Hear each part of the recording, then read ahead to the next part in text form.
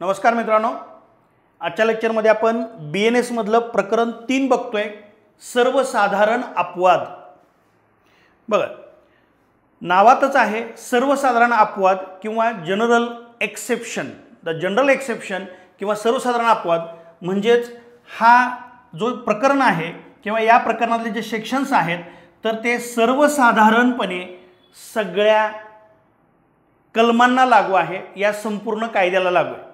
जर इथं शब्द असा असता स्पेशल एक्सेप्शन्स म्हणजे तो अपवाद, ते एक्सेप्शन हे केवळ एखाद्या विशिष्ट एखाद्या कलमाला किंवा एखाद्या प्रकरणाला लागू असतं, पण हे प्रकरणच सर्वसाधारण अपवादाबद्दल बोलतंय। म्हणजेच या संपूर्ण कायद्यामध्ये जिथं कुठं कोणता गुन्हा असेल किंवा एखादा गुन्हा कधी घडतो याची व्याख्या असेल तर त्या प्रत्येकाला हा अपवाद लागू आहे। मग हा अपवाद लागू आहे म्हणजे काय?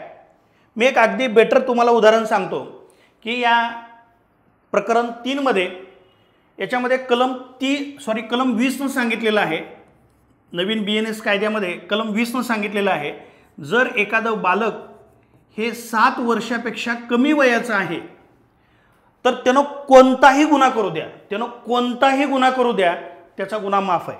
म्हणजे अगदी सगळ्यात गंभीरामधला गंभीर जरी त्याने कुठला गुन्हा केला तर या प्रकरण 3 मधलं कलम 20 म्हणतंय की 7 वर्षाच्या आतल्या बालकानं केलेली कृती ही क्षम्य असते। म्हणजे त्याला वेगळं सांगायची गरज नाही। त्याच्या वडिलांनी पालकांनी तो 7 वर्षाच्या आतला आहे हे फक्त सिद्ध करायचं, संपला विषय। कलम 20 सांगायला लागलं तुमचा गुन्हा माफ आहे। येतं का लक्षात? मग हा जो तुमचा गुन्हा माफ आहे हे जे प्रकरण 3 मधलं कलम 20 सांगतंय, तर या कायद्यामध्ये जिथं कुठं वेगवेगळ्या स्वरूपाचे गुन्हे आहेत त्या प्रत्येक कलमाला, त्या प्रत्येक गुन्ह्याला ते लागू आहे।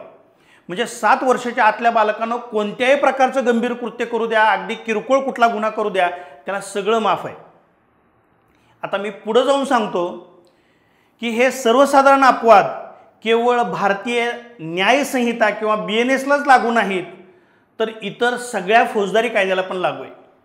म्हणजे ॲट्रॉसिटीच्या कायद्याअंतर्गत सुद्धा जर समजा एखाद्या 7 वर्षाच्या आतल्या बालकानं एखाद्या SC किंवा ST समाजातल्या व्यक्तीला त्रास व्हावा म्हणून किंवा त्यांचा अपमान व्हावा म्हणून, SC ST समाजातल्या व्यक्तीचा अपमान व्हावा म्हणून किंवा त्यांना त्रास देण्याच्या उद्देशानं जर समजा काही एखादं कृत्य केलं तर ॲट्रॉसिटीचा कायदासुद्धा ह्याला लागू होत नाही। येतं का लक्षात?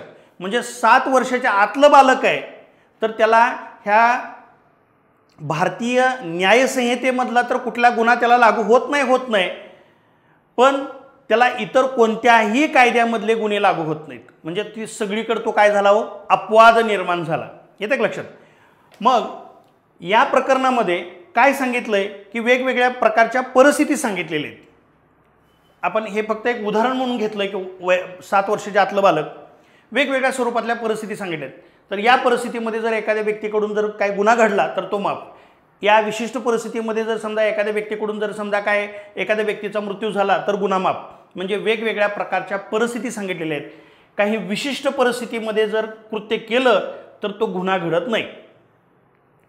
आता मग याच्यामध्ये एवढंच आहे की नॉर्मली बाकीकडे आपण कुठेही बघितलं तर काय असतं, जो कोणता अभियोग पक्ष आहे म्हणजे जो म्हणतो म्हणजे जर समजा आपण असं म्हणलं की A व्यक्तीनं B व्यक्तीला ठार केलंय किंवा A व्यक्तीनं B व्यक्तीच्या घरी चोरी केली, असं जर B व्यक्तीचं म्हणणं आहे की ज्याचं म्हणणं आहे त्यानं सिद्ध करायचं असतं, ज्याला म्हणतो आपण जो तक्रारदार आहे किंवा ज्याला आपण फौजदारी कायद्यामध्ये अभियोग पक्ष म्हणतो, किंवा प्रॉसिक्युशन म्हणतो। तर जो व्यक्ती तक्रार करतो, जो व्यक्ती म्हणतो की ह्या व्यक्तीनं गुन्हा केलाय, तर जो म्हणतो त्यानं सिद्ध करायचंय, पण इथं काय हो, ज्या व्यक्तीवर आरोप आहे की त्यानं ह्या व्यक्तीनं गुन्हा केलाय आणि आता ह्या व्यक्तीचं जर म्हणणं आहे की हो माझ्याकडून हे कृत्य घडलंय पण माझं कृत्य हे या प्रकरण 3 अंतर्गत अपवादांतर्गत येतंय, हे जर ह्या व्यक्तीचं म्हणणं असेल तर तू बाबा कसा अपवादामध्ये येतो, तू ह्या कसा प्रकरण 3च्या चौकटीमध्ये येतो हे तू सिद्ध करायचं, हे तू सिद्ध करायचं. येतं का लक्षात? त्यामुळं शाबितीची जबाबदारी, सिद्ध करण्याची जबाबदारी, बर्डन ऑफ प्रूफ हे कुणावर असतं? जो व्यक्ती म्हणतो मी अपवादामध्ये येतो, मी केलेलं कृत्य हे गुन्हा का होत नाही, तर मी प्रकरण 3च्या अपवादामध्ये येतो, त्यानं ते सिद्ध करायचं असतं. येतं का लक्षात? हा पॉईंट इथं वेगळा. मात्र आरोपी अपवादांतर्गत येतो हे आरोपीला शाबित करावे लागेल. आणि या प्रकरणामध्ये मग सगळे वेगवेगळ्या परिस्थितीमध्ये तुम्ही जरी गुन्हा केला तर तो गुन्हा कसा ठरत नाही हे वेगवेगळ्या प्रकारचे हे सेक्शन सांगितलेले आहेत. म्हणजे बघा, खरं तर प्रकरण 4 पासून, म्हणजे हे प्रकरण 3 आहे आणि प्रकरण 4 पासून एखादं कुठलं कृत्य गुन्हा कधी होतं या सगळ्या प्रकारच्या व्याख्या, त्याला शिक्षा वेगवेगळ्या ठिकाणी दिलेल्या आहेत. मग प्रकरण 5, 6, 7 पुढं, म्हणजे अगदी प्रकरण 4 पासून पुढची सगळी प्रकरणामध्ये तुम्हाला दिसेल या परिस्थितीत गुन्हा, या परिस्थितीत गुन्हा, या परिस्थितीत गुन्हा. आणि सगळ्या म्हणजे गुन्ह्यांच्या सेक्शनच्या अगोदर किंवा गुन्ह्यांच्या प्रकरणाच्या अगोदर कायद्यानं सांगितलं की हे मात्र अपवाद आहे, हे मात्र अपवाद आहे. म्हणजे थोडक्यात गुन्हे सांगण्यापूर्वी तुम्हाला पळवाटा कुठून काढता येतील हे प्रकरण 3नं सांगितलं. आणि मग एखाद्या गुन्हेगाराला जर वाचवायचं असेल तर त्याचा प्रतिनिधी असलेला वकील हा नेहमी या प्रकरणाचा आधार घेतो. आपला अशील, आपला क्लायंट हा अपवादामध्ये कसा मोडेल यासाठी तो पहिल्यांदा प्रयत्न करत असतो. आणि हे प्रकरण मग तुमच्या बचावासाठी सुद्धा अत्यंत महत्त्वाचं आहे. तर पुढे बघू आपण. तर मग तुम्हाला सांगितल्याप्रमाणे हे प्रकरण 3 जे सर्वसाधारण अपवाद आहे ते संपूर्ण BNSला लागू आहे. एवढंच काय, BNSला लागू आहेच आहे, मात्र ते इतर सगळ्या फौजदारी कायद्याला लागू आहे. त्यामुळं उदाहरणार्थ 7 वर्षाच्या आतल्या बालकानं जर समजा कोणताही गंभीर गुन्हा BNSमध्ये करू द्या किंवा इतर कोणत्याही कायद्यामध्ये करू द्या, तो अपवादामध्ये मोडेल, त्यानं केलेलं कृत्य हे गुन्हा ठरणार नाही. खूप इंटरेस्टिंग गोष्टी आहेत. म्हणजे बऱ्याच गोष्टी तुम्हाला नव्या पद्धतीनं कळतील आणि हा विशेष तसा आनंददायी आहे. येते लक्षात? म्हणजे नॉर्मली पुढे जाऊन आपण बघणार आहे की तुम्हाला कायदा माहीत असणं हे अपेक्षित आहे. तुम्ही नाही असं म्हणू शकत की मला कायदाच माहीत नव्हता, मला कायदे तरतुदीच माहीत नव्हते, असं म्हणू शकत नाही. आणि हा देशातला मदर लॉ आहे किंवा हा मदर क्रिमिनल लॉ आहे. म्हणजे सगळ्या फौजदारी कायद्यांची आई हा नवीन जो BNS आहे किंवा पूर्वीचा IPC आहे तर आहे हा कायदा आहे. तर मग या प्रकरणामध्ये तुम्हाला बऱ्याच इंटरेस्टिंग गोष्टी पाहायला मिळतील. तर त्या एकानंतर आपण एक बघणार आहे. मग ह्या सर्वसाधारण अपवादामध्ये मग सेक्शन 14 आपल्याला पहिल्यांदा बघायचं आहे आणि त्यानंतर मग आपण डायरेक्ट कलम 17 बघणार आहे. कारण कलम 14 आणि कलम 17 हे एकमेकांशी निगडीत आहे. कलम 14 आणि कलम 17 हे एकमेकांशी निगडीत आहे. कसं वर्डिंग आहे बघा. कलम 14 काय म्हणत आहे? कायद्यानं बांधील परंतु चूक भुलीमुळे केलेलं कृत्य. आणि कलम 17चं वर्डिंग काय बघा. कायद्याचं समर्थन आहे परंतु वस्तुस्थितीच्या चूक भुलीमुळे केलेलं कृत्य. आता बघा, म्हणजे दोन्ही ठिकाणी काय हो, चूक भुलीमुळे केलेलं कृत्य, वस्तुस्थितीच्या चूक भुलीमुळे केलेलं कृत्य. अर्थात इथं सुद्धा वस्तुस्थितीची चूक भूल आहे आणि इथं पण वस्तुस्थितीची चूक भूल आहे. केवळ चूक भूल असा पण शब्द आयोग वापरू शकतं, वस्तुस्थितीची चूक भूल शब्द वापरू शकतं.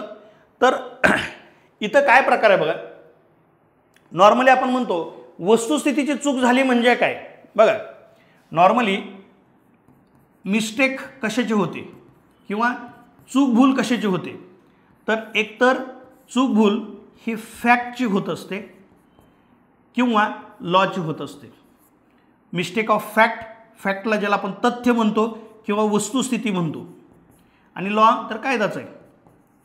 तर मिस्टेक ऑफ फॅक्ट आणि मिस्टेक ऑफ लॉ. तर नॉर्मली काय मग मिस्टेक ऑफ फॅक्ट म्हणजे नेमकं काय बघा. उदाहरणार्थ समजा मी अगदी तुम्हाला सांगितलं की जर समजा तुम्ही असं चाललाय आणि अचानक तुम्हाला पाठमोरी एखादा व्यक्ती पुढे चाललाय आणि तुम्हाला पाठमोरी आकृतीतून कळतं अरे तो तुमचा मित्र आहे, कारण तशाच प्रकारचा त्याचा शर्ट आहे आणि तशीच जाडी, तशीच उंची, तशीच तसाच त्याचा देहबांधा आहे आणि तुम्ही पाठीमागे जाऊन जोरात थाप मारता आणि तो व्यक्ती मागं वळून बघतो. तुम्हाला अरे तुम्हाला सॉरी चुकलं, मला वाटलं माझा मित्रच आहे. काय झालं हो तुमचं? तुमची वस्तुस्थितीची चूक भूल झाली. तुमची वस्तुस्थिती चूक भूल झाली. तुम्हाला वाटलं तो तुमचा मित्र आहे पण तो नव्हता. त्याला आपण म्हणतो मिस्टेक ऑफ फॅक्ट. आणि मिस्टेक ऑफ लॉ म्हणजे काय. तुम्ही म्हणताय की कायद्याच्या बाबतीत माझी चूकभूल झाली, मला वाटलं होतं असा कायदा नसेल आणि तसा म्हणजे मला वाटलं होतं मी केलेल्या कृत्याला शिक्षा नसेल, पण वेगळंच निघालं, मी केलेल्या कृत्याला शिक्षा कायद्यात आहे हे मला माहीतच नव्हतं. तर लक्षात ठेवा, मिस्टेक ऑफ फॅक्ट हे तुम्हाला माफ आहे, पण मिस्टेक ऑफ लॉ हे तुम्हाला माफ नाही. तुम्ही नाही म्हणू शकत मला कायदा माहीत नव्हता पण मला वाटलं की याला शिक्षाच नसेल आणि त्याला कायद्यात शिक्षा आहे, हे तुम्ही म्हणू शकत नाही. त्यामुळं मिस्टेक ऑफ लॉ ह्याला माफी नसते, मात्र मिस्टेक ऑफ फॅक्ट किंवा वस्तुस्थितीची चूकभूल आहे त्याला मात्र माफी असते. वस्तुस्थितीची जर चूकभूल आहे त्याला माफी मिळते, मात्र कायद्याच्या चूकभुलीला माफी नसते. तर चूकभुलीमुळे केलेलं कृत्य या गोष्टी तुम्हाला क्लिअर केल्या. आता पुढं कायद्यानं बांधील आणि कायद्याचं समर्थन. आता बघा, याचं मी तुम्हाला उदाहरण सांगतो. आता जर समजा कायद्यानं बांधील आहे तर कायद्यानं बांधील कोण असतं? तर कायद्यानं बांधील असतो लोकसेवक. लोकसेवक ज्याला आपण पब्लिक सर्वंट म्हणतो, पब्लिक सर्वंट. तर आपण व्याख्यामध्ये बघतो लोकसेवक म्हणजे काय, की जो सार्वजनिक हिताचं काम करतो आणि त्याला सार्वजनिक हिताचं काम करण्यासाठी कुठल्या तर एखाद्या यंत्रणेनं एखाद्या कायद्यानं तसा अधिकार प्रदान केला आहे तर त्याला आपण लोकसेवक म्हणतो. मग लोकसेवक एखादं कृत्य करण्यासाठी तो काय कायद्यानं बांधील आहे. आणि कायद्यानं बांधील असताना त्यानं काहीतरी कृत्य केलं, मात्र केलेलं कृत्य हे चूकभुलीमुळं काहीतरी वेगळंच झालं. मग कलम 14 म्हणतं की त्याला माफ आहे, कारण कलम 14 हे सर्वसाधारण अपवादामध्ये येतं आणि कलम 14 म्हणायला लागलं ते कृत्य तुमचं माफ आहे. उदाहरणार्थ समजा ए हा पोलीस ऑफिसर आहे आणि त्याच्याकडे अटकेचं वॉरंट आहे. मग एका विशिष्ट गावातल्या व्यक्तीला पकडून आणायचं आहे. समजा त्याच्याकडे अटकेचं वॉरंट एक्स या व्यक्तीचं अटकेचं वॉरंट आहे. तो गावात गेला आणि शहानिशा केली की ए हा पोलीस ऑफिसर गावात गेला आणि एक्स या व्यक्तीच्या विरोधात माझ्याकडे अटकेचं वॉरंट आहे. तर म्हणून तो बऱ्याच गावातल्या लोकांना त्यानं विचारलं आणि थोडी चौकशी केली आणि चौकशी करून त्यानं अटक केली, पण अटक चुकीनं एक्सच्या ऐवजी अटक त्यानं वायलाच केली. काही वेगवेगळ्या मार्गाने चूकभूल झाली असेल. म्हणजे खरं तर ए व्यक्तीकडे वॉरंट कुणाच्या नावानं आहे? एक्सच्या नावानं आहे, पण त्यानं वाय व्यक्तीलाच समजला तो एक्स आहे आणि एक्सला अटक करायच्या ऐवजी यानं वायलाच अटक केली. काय झाली त्याची? ए व्यक्तीची किंवा ह्या पोलीस ऑफिसरची काय झाली? वस्तुस्थितीची चूकभूल झाली आणि त्यामुळं चुकीच्या पद्धतीनं वाय व्यक्तीला अटक झाली. वाय व्यक्ती निष्पाप असताना वाय व्यक्तीला अटक झाली. मग आता प्रश्न असा आहे की चुकीच्या पद्धतीनं अटक केली, माझ्यावर अन्याय झाला म्हणून वाय हा व्यक्ती न्यायालयात जाऊ शकेल का, किंवा वाय हा व्यक्ती ह्या पोलीस ऑफिसरच्या विरोधात खटला भरू शकेल का? तर भरू शकणार नाही, कारण कलम 14 म्हणतंय ह्या पोलीस ऑफिसरची काय झालेली आहे? वस्तुस्थितीची चूकभूल झाली. एक्सच्या ऐवजी वाय चुकीच्या म्हणजे तथ्याच्या चुकीमुळं किंवा फॅक्टच्या चूकभुलीमुळं एक्सच्या ऐवजी वाय व्यक्ती पकडला गेला आणि त्यामुळं वाय व्यक्ती या पोलीस ऑफिसरच्या विरोधात खटला भरू शकणार नाही. मग आता पुन्हा हे संरक्षण कुणाला दिलं? कलम 14नं संरक्षण कुणाला दिलं? जी लोक कायद्यानं बांधील आहेत. मग सामान्य व्यक्ती कायद्यानं बांधील असतो का? नाही. कायद्यानं बांधील म्हणजे काय की एक्स व्यक्तीला अटक करणं हे कायद्यानं बांधील कुणावर आहे? ए व्यक्तीवर आहे, कारण न्यायालयानं आदेश दिलाय की एक्स व्यक्तीच्या विरोधात अटकेचं वॉरंट आहे, एक्स व्यक्तीला पकडून आणा. त्यामुळे कायद्यानं बांधील कोण आहे? हा पोलीस ऑफिसर आहे. आणि कायद्यानं बांधील असताना ते कृत्य करायला गेला, मात्र प्रत्यक्षात काय झालं? एक्सला अटक करायला गेला पण चुकीच्या पद्धतीनं वस्तुस्थितीच्या चूकभुलीमुळे वायला अटक झाली. तर तुम्हाला माफी आहे. आता मी पुढे जाऊन सांगतो. आता हा कायद्याचं समर्थन आहे, परंतु वस्तुस्थितीची चूकभुलीमुळे केलेलं कृत्य. आता हा प्रकार काय बघा. आता याचं मी एक उदाहरण तुम्हाला सांगतो. समजा पी हा व्यक्ती आहे. तर पी हा व्यक्ती आपल्या स्वतःच्या स्वरक्षणासाठी त्यानं काय केलं होतं की शस्त्राचा परवाना घेतला होता, पिस्तूलचा परवाना घेतला होता आणि त्यानं आपल्या कमरेला पिस्तूल अडकवलेलं आहे. पण आणि तो भर रस्त्यातनं चाललेला आहे आणि त्याचं पिस्तूल जर समजा क्यू ह्या व्यक्तीला दिसतं, क्यू या व्यक्तीला पिस्तूल दिसतं की पीच्या कमरेला पिस्तूल आहे, किंवा तो काय करतोय की इकडलं पिस्तूल काढतो आणि कदाचित हातात घेतोय, काही म्हणजे काय ॲक्टिव्हिटी करतोय. क्यू व्यक्तीला वाटलं पी व्यक्ती आता हे पिस्तूल काढून कोणाला तरी मारण्याच्या बेतात आहे. खरं तर पी ह्या व्यक्तीनं स्वतःच्या स्वसंरक्षणासाठी स्वतःजवळ पिस्तूल बाळगलेलं आहे. आणि मग क्यू व्यक्ती म्हणतो की क्यू व्यक्ती आता कायद्यानं बांधील नाही, कारण रस्त्यावर एवढी सगळी लोक आहेत पण कोणच पीची दखल घेत नाही. मात्र क्यू हा पीची दखल घेतो, कारण नवीन जुन्या CRPCनं आणि नवीन जो प्रक्रिया कायदा आहे आपला BNSS, भारतीय नागरिक सुरक्षा संहिता, तर या भारतीय नागरिक सुरक्षा संहिता, तर या कायद्यानुसार काय सांगितलंय, एखादा खाजगी व्यक्तीसुद्धा अटक करू शकतो. कधी?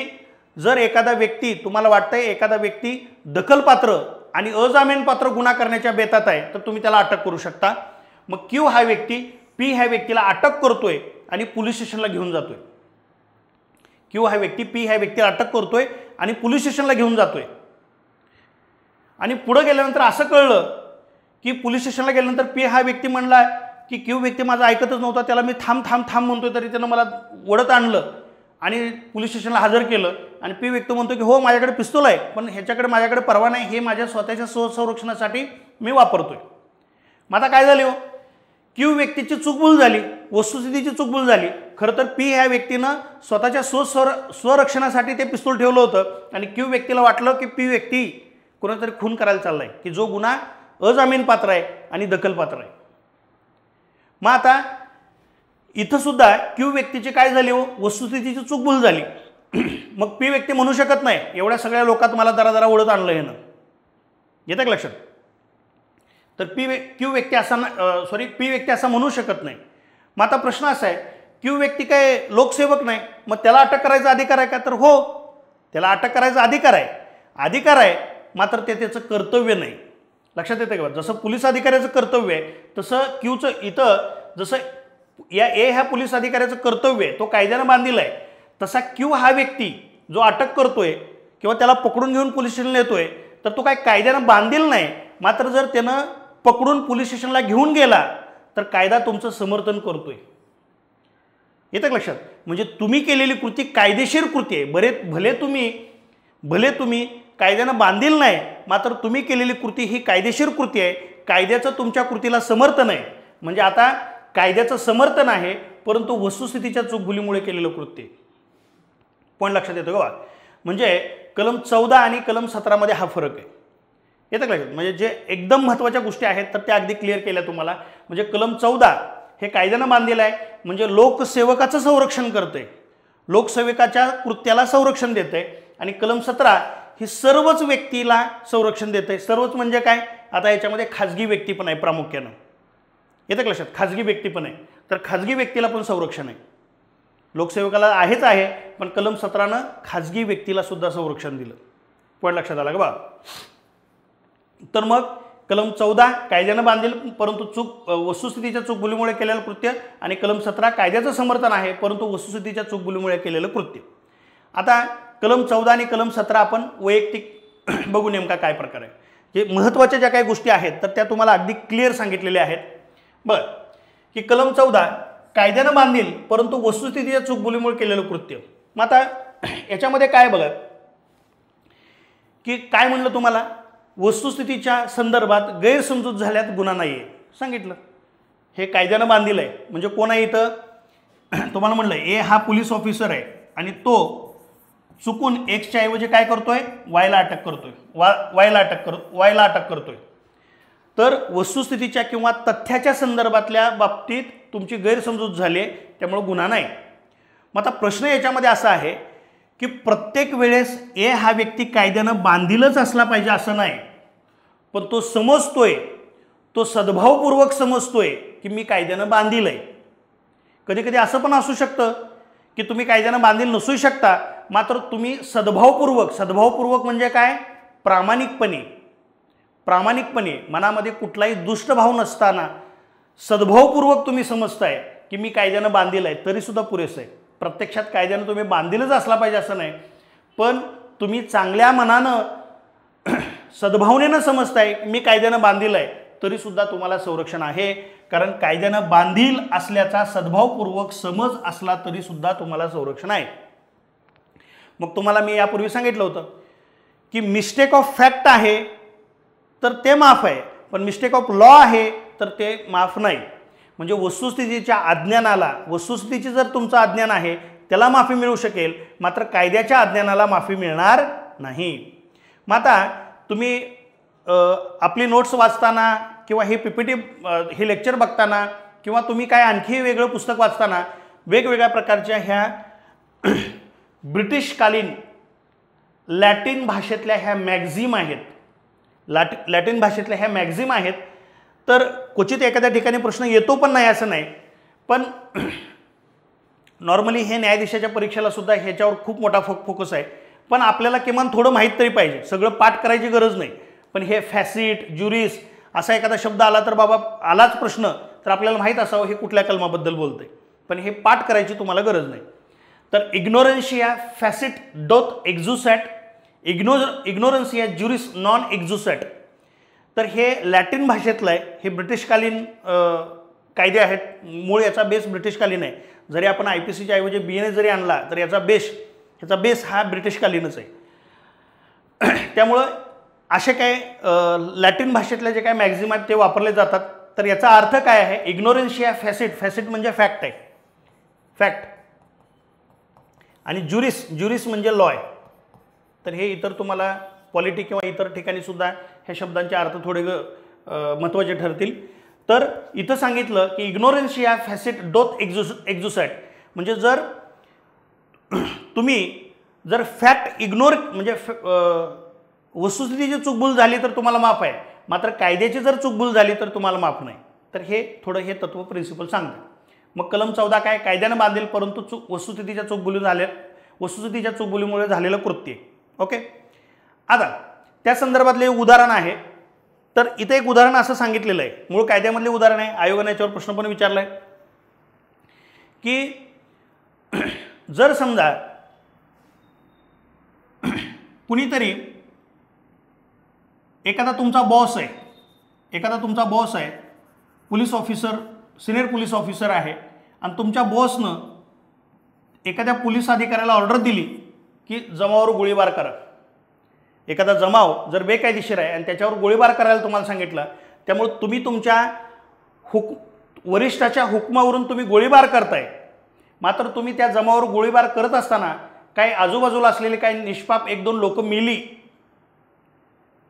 म्हणजे तुम्ही जमावावर गोळीबार करताय, पण किंवा असं पण होऊ शकतं की काही लोक जमावाच्या आजूबाजूला आहेत, तुम्हाला वाटलं ते जमावाचा भाग आहे म्हणून तुम्ही त्यांना गोळी मारून ठार केलं आणि पुन्हा लक्षात आलं ती 2 लोक किंवा तो एखादा व्यक्ती हा जमावाचा भागच नव्हता.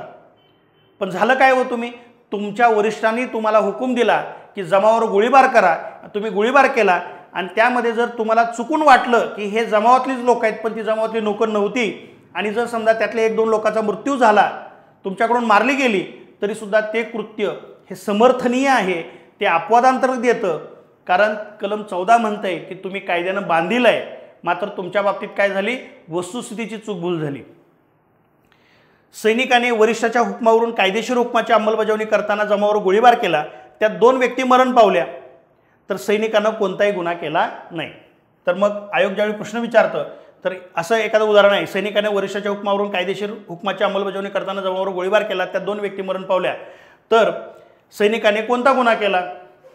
तर सैनिकानं खून केला, सदोष मनुष्यवध केला, किंवा आणखी वेगळ्या प्रकारचं काही कृत्य दिलं. आणि सगळ्यात शेवटी 4था पर्याय दिला की सैनिकानं BNS अंतर्गत कोणताही अपराध केला नाही.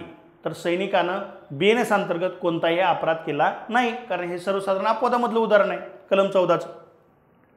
पुढं तेच उदाहरण आहे, हे मूळ कायद्यातलं उदाहरण आहे, फक्त आयोगानं विचारताना हे पुढं त्यात 2 व्यक्ती मरण पावल्या, थोडं हे एक्स्ट्रा वाढवून आयोगानं प्रश्न विचारला होता. तेच मूळ कायद्यातलं हे वाक्य आहे.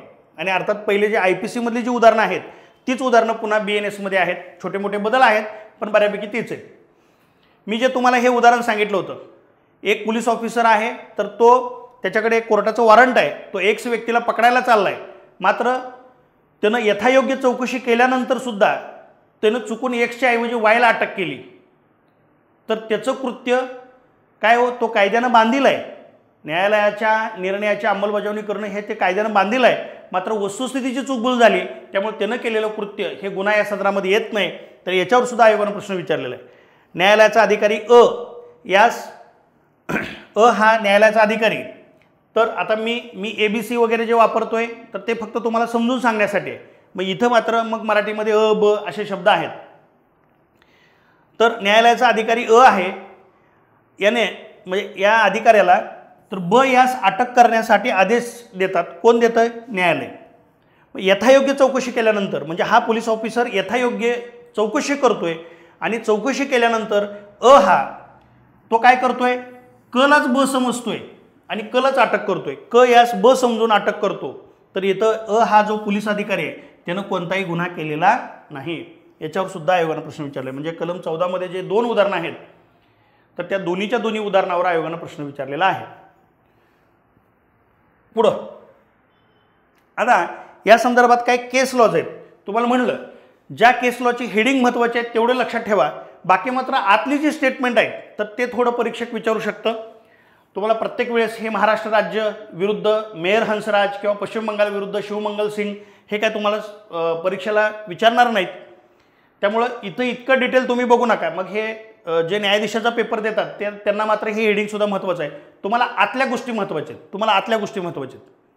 काय की नॉर्मल हे जे बघितलं तेच आहे. पश्चिम बंगाल विरुद्ध शिवमंगल सिंगमध्ये काय सांगितलं, वरिष्ठांच्या आदेशाने केलेल्या गोळीबाराला कलम 14 हे कलम 14चं संरक्षण आहे, हे नॉर्मल आहे.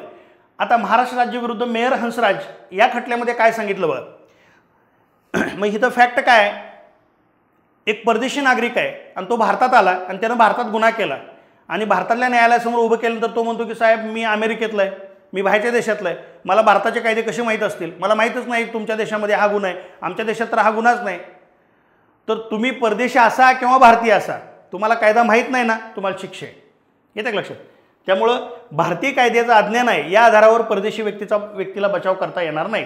तर हे असं स्टेटमेंट आयोग विचारू शकेल, भारतीय कायद्याचं अज्ञान आहे या आधारावर परदेशी व्यक्तीला बचाव करता येईल, बचाव करता येणार नाही असं स्टेटमेंट विचारू शकेल. त्या दृष्टीनं महत्त्वाचं आहे. मग महाराष्ट्र राज्य विरुद्ध मेयर हंसराज हे लक्षात ठेवण्याची गरज नाही, पण हे स्टेटमेंट लक्षात ठेवण्याची गरज आहे. फक्त आता मनी मारण खटला आहे तिथं फक्त तुम्हाला एक माहीत असावं म्हणून त्यात थोड्या काही शंका कुशंका मनात येतात, ह्या थोड्या छोट्या मोठ्या गोष्टी त्याला ॲड केल्या तर तुमच्या डोक्यातल्या सगळ्या ज्या शंका ज्या आहेत त्या सगळ्या निरसन होतील. ह्या मनी मारण खटल्यामध्ये एक सर्वोच्च न्यायालयासमोर अशा पद्धतीनं प्रश्न उपस्थित केले की साहेब कायद्याला वाटतंय की बाबा कायदा सगळ्याला माहीत पाहिजे, कायद्याचं अज्ञान चालणार नाही, पण कायदे सगळे किचकट भाषेत आहेत आणि सामान्य माणसाला कायदा कळावा या संदर्भात सरकारचं कुठंच प्रबोधन दिसत नाही किंवा तेवढ्या लेवलवर प्रयत्न दिसत नाहीत. जरी प्रत्येक लँग्वेजमध्ये कायदा ट्रान्सलेट झाला तर कायद्याची लँग्वेज एवढी किचकट आहे ती सामान्य माणसाला कळू शकत नाही आणि भारतात एवढी निरक्षरता आहे.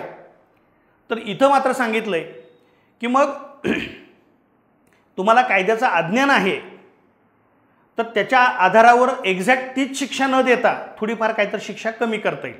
येतं लक्षात. का? कारण त्या अनुषंगानं सरकारच्या यंत्रणेकडून किंवा इतर कुठल्याही यंत्रणेनं असं काय कायदा एकदम साध्या सोप्या भाषेत प्रत्येकाला कळेल असं काही केलेलं नाही जेवढ्या लेवलला करायला पाहिजे ते. तर या खटल्याअंतर्गत लोकांना कायद्याचे ज्ञान होण्यासाठी सुविधा उपलब्ध नसल्याच्या कारणाने सर्वोच्च न्यायालयाने कायद्याच्या अज्ञानाला माफी नाही हे तत्त्व शिथिल केलं. म्हणजे कायद्याच्या अज्ञानाला माफी नाही याचा अर्थ मग कायद्याचं अज्ञान असलं तरी चालतंय असं नाही, पण कायद्याचं तुम्हाला अज्ञान आहे ठीक आहे, जी गंभीर शिक्षा आहे ती थोडीफार कमी केली जाते. येतं लक्षात. तर हे मनी मारण खटल्यामध्ये सांगितलं आहे. आता एखादा जर समजा परीक्षक एकदमच त्याला जर एखादा प्रश्न तुम्हाला यूज द्यायचा नाही असं असतं बघ की तुमच्या पेपरमध्ये एखादा प्रश्न किंवा काही प्रश्न असे आहेत की परीक्षकाच्या डोक्यात असतं की हा प्रश्न याला आलाच नाही पाहिजे, पैकीच्या पैकी मार्क इथं पडलीच नाही पाहिजे. तर एखाद्या खटल्यावर सुद्धा प्रश्न म्हणजे मनी मारण खटल्या कुठल्या खटल्यामध्ये असं सांगण्यात आलं असं सुद्धा विचारू शकेल. येतं लक्षात. आता मग त्याला आपण काय करू शकत नाही कारण हा गाजलेला खटला आहे, पण तरी किमान आतल्या कंटेंट तेवढं लक्षात राहू दे. आता कलम 17 आहे. कायद्याचे समर्थन आहे, परंतु वस्तुस्थितीच्या चूकभुलीमुळे केलेलं कृत्य. आता हे या अगोदर आपण सांगितलंय कायद्याचं कलम 17 हे कोणाबद्दल आहे? हे खाजगी व्यक्तीच्या बाबतीत सुद्धा लागू आहे. म्हणजे इथं फक्त लोकसेवकच असला पाहिजे असं नाही, हे खाजगी व्यक्तीला सुद्धा लागू आहे. म्हणजे मी जे तुम्हाला उदाहरण सांगितलं तेच उदाहरण आहे बघ. काय उदाहरण सांगितलं होतं की समजा पी हा व्यक्ती आपल्याजवळ पिस्तूल बाळगतोय स्वतःच्या संरक्षणासाठी, आणि क्यू व्यक्तीला वाटतंय की पी व्यक्ती कुणाचा तर खून करायला चाललाय, आणि मग क्यू व्यक्ती विचार करतो की हो आपल्याला BNSS कायद्यानं अधिकार दिलाय. BNSS कायद्याचं कलम 40 सांगते खाजगी व्यक्ती सुद्धा अटक करू शकतो. नागरिक सुरक्षा कायदा जो आहे तर तो त्याचं कलम 40 सांगतंय एखादा खाजगी व्यक्ती सुद्धा अटक करू शकतो. जर समजा एखादा गुन्हा तुम्हाला वाटतंय की तो गुन्हा करण्याच्या बेतात आहे आणि तो गुन्हा जर समजा दखलपात्र आहे आणि जामीन न मिळण्यायोग्य आहे, तर अशा प्रकारचा गुन्हा कोणी करते असं तुम्हाला जर वाटतंय तर त्या व्यक्तीला तुम्ही अटक करून तुम्ही पोलीस अधिकाऱ्याच्या ताब्यात देऊ शकता किंवा पोलीस स्टेशनला त्याला जवळच्या पोलीस स्टेशनला हजर करू शकता. पण तुम्ही त्याला ह्या क्यू व्यक्तीला वाटतं की क्यू व्यक्तीच्या लक्षात येतं की पी व्यक्तीकडे पिस्तूल आहे, म्हणून तुम्ही त्याला घरी घेऊन जाताय आणि घरात तुमच्या आतल्या खोलीत कुठतर कोंडून ठेवताय, तसं चालणार नाही. तो BNSSचा कलम 40 सांगताय की ठीक आहे खाजगी व्यक्तीला अटक करण्याचा अधिकार आहे, पण त्यानं 6 तासाच्या आत हजर करायला पाहिजे पोलीस स्टेशनला. पी व्यक्तीला घेऊन जायचं, पोलीस स्टेशनला हजर करायचं किंवा पोलीस अधिकाऱ्याच्या ताब्यात द्यायचं. तर इथं लक्षात ठेवा, मग क्यू व्यक्तीला अधिकार आहे, पण तो कायद्यानं बांधील आहे का? नाही. मग आजूबाजूला एवढी सगळी मॉब होता, कुणीच पीची दखल घेतली नाही. क्यूनच का घेतली? का क्यू काय लोकसेवक आहे का? नाही. पण त्यानं जर समजा पी व्यक्तीला जर अटक करून घेऊन गेला तर त्याच्या विरोधात गुन्हा होणार नाही, म्हणजेच कायद्याचं त्याला समर्थन आहे, त्याची कृती कायदेशीर आहे, म्हणजे कायद्याचं त्याला समर्थन आहे. पण तो कायद्यानं बांधील आहे का? कायद्यानं बांधील नाही. मग कायद्यानं बांधील असणं म्हणजे काय? कायद्यानं कोण बांधील आहे? लोकसेवक. आणि कायद्याचं समर्थन सगळ्यालाच आहे, खाजगी व्यक्तीला सुद्धा आहे. येतं लक्षात? मग आता इथं आपण म्हणलं किंवा इथं जे उदाहरण सांगितलं आहे की नॉर्मली की पुढे जाऊन आपण बघतो की प्रत्येक व्यक्तीला स्वतःच्या संरक्षणाचा अधिकार आहे. एखादा व्यक्ती जर समजा तुमच्यावर हल्ला करतोय तर प्रतिहल्ला सुद्धा तुम्हाला करायचा अधिकार आहे. आणि पी हा व्यक्ती स्वतःचा बचाव करण्यासाठी तो प्रतिहल्ला करतोय, म्हणजे पी हे जे कृत्य करतोय, पीचं जे कृत्य आहे, ह्या उदाहरणामध्ये काय सांगितलंय? पीचं जे कृत्य आहे, आता मी मागे सांगितलेलं उदाहरण वेगळं सांगितलं होतं. या कलम 17 मधलं जे उदाहरण आहे ते थोडं वेगळं आहे, त्याच धर्तीवर थोडं वेगळं उदाहरण आहे. काय म्हणतंय? पी हा व्यक्ती ॲक्च्युली प्रत्यक्षात तो स्वतःचं आत्मसंरक्षण करत होता, पण ह्या क्यूला काय वाटतंय? पी व्यक्ती कुणावर तर खुनी हल्ला करतोय, पण पी व्यक्ती हा समोरचा कोणीतरी एखादा व्यक्ती हल्ला करणार आहे किंवा तशा बेतात आहे, म्हणून पी हा व्यक्ती काय करतोय? पी हा व्यक्ती स्वतःच्या आत्मसंरक्षणासाठी प्रतिहल्ला करतोय, पण क्यूला वाटतंय पी हा व्यक्ती खुनी हल्ला करतोय. आणि म्हणून मग जर समजा एखाद्या व्यक्तीनं जर समोरचा व्यक्ती तुमच्यावर खुनी हल्ला करतोय आणि त्याला जर समजा प्रत्युत्तर म्हणून तुम्ही त्याच्यावर आत्मसंरक्षणार्थ तुम्ही प्रतिहल्ला करताय, तर तुम्हाला शिक्षा होत नाही. समोरचा व्यक्ती अगदी तुमच्यावर खुनी हल्ला करण्याच्या बेतात आहे तरी सुद्धा तुम्ही त्याला ठार मारू शकता. म्हणजे समोरचा व्यक्ती तुमच्या दिशेने येतोय, तलवार घेऊन तुमच्या दिशेने येतोय आणि तुम्हाला माहित आहे हा आपल्याला मारणार आहे, तेवढ्यात तुम्ही रिव्हॉल्वर काढून तुम्ही त्याला ठार मारू शकता. येतं लक्षात? म्हणजे तुम्ही आत्मसंरक्षणार्थ समोरच्या व्यक्तीचा जीव सुद्धा घेऊ शकता. म्हणजे खरं तर पीचं कृत्य हे आत्मसंरक्षणार्थ आहे, मात्र क्यूला वाटतं की पी हा व्यक्ती खुनी हल्ला करणार आहे, म्हणून खुनी हल्ला करणार आहे एवढ्यातच क्यू व्यक्ती हा काय करतो? पीला धरतो आणि पोलीस स्टेशनला घेऊन जातो. आणि तिथं गेल्यानंतर प्रत्यक्षात परिस्थिती कळते की नाही, पी व्यक्ती खुनी हल्ला करत नव्हता, उलट तो स्वतःचं आत्मसंरक्षण करत होता. मग पी व्यक्ती पुन्हा क्यूच्या विरोधात गुन्हा दाखल करू शकणार नाही. तुला माहीत नसताना थांब म्हणलं तरी तू माझं न ऐकता मला कशाला पोलीस स्टेशनला ओढत घेऊन आलेला आहे, तर पी व्यक्ती क्यूच्या विरोधात गुन्हा दाखल करू शकत नाही. कारण क्यूला कुणाचं संरक्षण आहे? क्यूला कुणाचं समर्थन आहे? कलम 17चं समर्थन आहे. कारण BNSS कायद्यानुसार जर एखाद्या व्यक्तीला कलम 40 सांगते, जर एखाद्या व्यक्तीला वाटलं की समोरचा व्यक्ती असा एखादा गुन्हा घडवून आणण्याची शक्यता आहे की तो गुन्हा अजामीनपात्र आहे आणि तो गुन्हा दखलपात्र आहे, तर तुम्ही एखाद्या खाजगी व्यक्तीला सुद्धा अटक करण्याचा अधिकार आहे. येतं का लक्षात? आणि मग कायद्याचं समर्थन आहे, परंतु वस्तुस्थितीच्या चूकभुलीमुळे झालेलं कृत्य काय म्हणतंय? आता इथे वेगळे शब्द आहेत. हा ब यास अशी कृती करत असताना पाहतो की, कोण पाहतंय? कृती कोण करते? ब यास अशी कृती करताना पाहतो की ला वाटतं की तो खून करतोय. आता कायद्यानं अशा परिस्थितीमध्ये नागरिकास त्या व्यक्तीला पकडून पोलिसाकडे नेण्याचा अधिकार आहे. कुठल्या कायद्यानं? BNSS कायद्यानं. त्यामुळे सद्भावपूर्वक तसे समजून हा ब ह्या सक्तीनं ताब्यात घेतो. पण नंतर असं कळतं की, काय शब्द वापरला कायद्यामध्ये?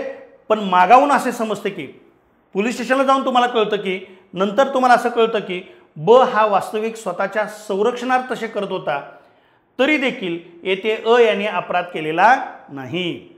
येतं लक्षात? म्हणजे जरी तो ओढत घेऊन गेला तरी सुद्धा न कोणताही गुन्हा केलेला नाही. पण ते कृत्य तुमचं सद्भावपूर्वक पाहिजे होतं. जर तुम्हाला हे सर्वसाधारण अपवादाचं प्रकरण माहीत आहे आणि तुम्ही ह्या कायद्याचा गैरफायदा घेण्यासाठी तुम्हाला माहीत असताना त्याला फरफटत ओढून घेऊन जात आहे, तर तुम्हाला संरक्षण नाही. तर तुमची ही कृती कशी पाहिजे?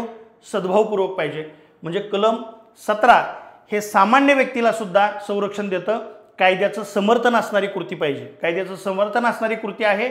जरी तुमची वस्तुस्थिती चूकभूल झाली, तुम्हाला वाटलं होतं पी व्यक्ती खुनी हल्ला करतोय, पण प्रत्यक्षात तो आत्मसंरक्षणार्थ ते कृत्य करत होता. येतं लक्षात? वस्तुस्थितीची चूकभूल झाली तरी सुद्धा तुम्हाला काय हो? संरक्षण आहे. तर मग कलम 14 आणि कलम 17 यांचं लिंकेज आहे. त्यामुळं ही दोन कलमं आपल्याला एकत्रितच वाचावी लागतील. येतं लक्षात?